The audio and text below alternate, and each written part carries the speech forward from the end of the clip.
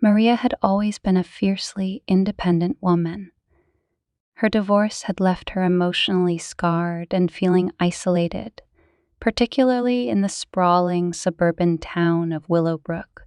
Her social life had dwindled, and the silence in her spacious house had grown oppressive. Loneliness had become her constant companion, and that's when she decided to adopt Whiskers, the sleek black cat. Whiskers' adoption marked a new chapter in Maria's life. She had initially resisted the idea, remembering the superstitions that warned against black cats, but something about those striking green eyes drew her in. The bond between them grew stronger with each passing day. Whiskers became a constant presence, curling up on her lap as she read, purring softly while she stroked its velvety fur. Slowly, the loneliness that had gripped Maria for so long began to dissipate, replaced by the comforting presence of her new feline friend.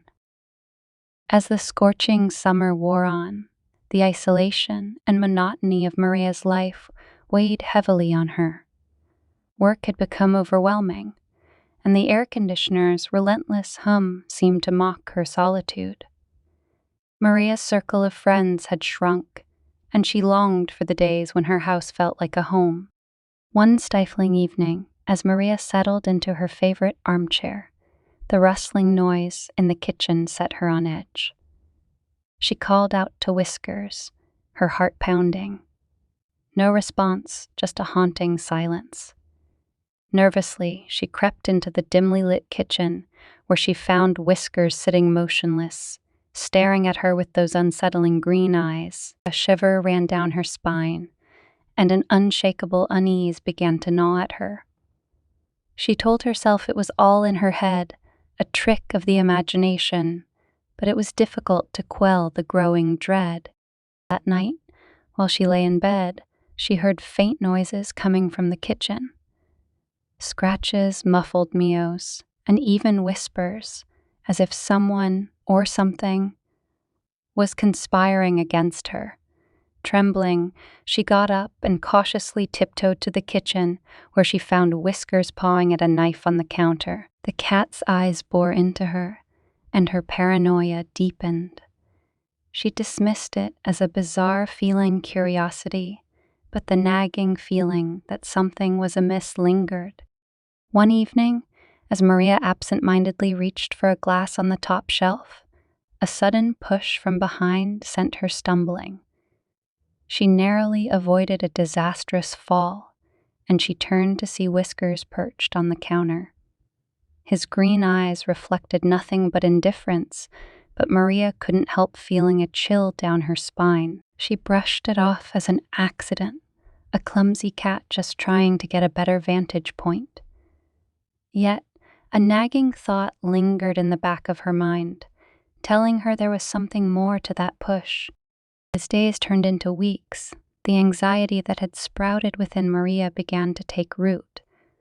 Whiskers' once soothing purrs now felt like sinister taunts, and his piercing green eyes seemed to hide a malevolent secret.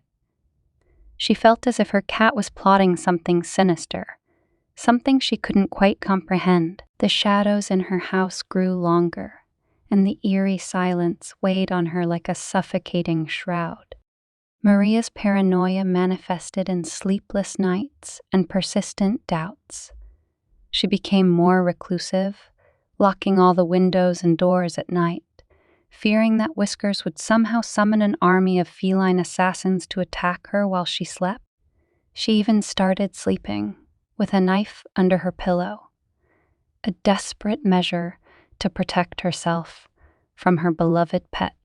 Her friends grew increasingly concerned, trying to reassure her that her paranoia was unfounded, that it was all in her head. But Maria couldn't shake the feeling that her cat was out to get her, and every passing day only deepened her descent into the abyss of her own fears. One fateful evening, as Maria was about to prepare dinner, Whiskers suddenly leaped onto the kitchen table, knocking over a vase of flowers. His eyes bore into her, and she felt her pulse quicken. It was as if he was sending her a warning. "Stop it. "Whiskers," Maria shouted, her voice trembling.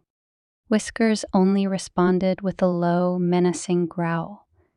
In a moment of terror, Maria decided it was time to confront her paranoia head-on. She reached out to grab the cat, but as her fingers brushed against its fur, it scratched her hand and dashed away, leaving a trail of blood. The scratch left Maria in a state of panic. She began to obsessively research the significance of cat behavior and how it might be connected to her paranoia. Her quest for answers led her deep into the dark corners of the internet, where she found conspiracy theories about cats being spies of a secret feline organization. Her obsession intensified, driving her to install surveillance cameras throughout her home to monitor Whiskers' every move. The footage showed nothing out of the ordinary, yet she remained convinced that her cat was plotting against her. Maria's health deteriorated as she spiraled deeper into paranoia. Her friends grew more distant, unable to bear the weight of her delusions. She was left alone, trapped in a nightmare of her own making.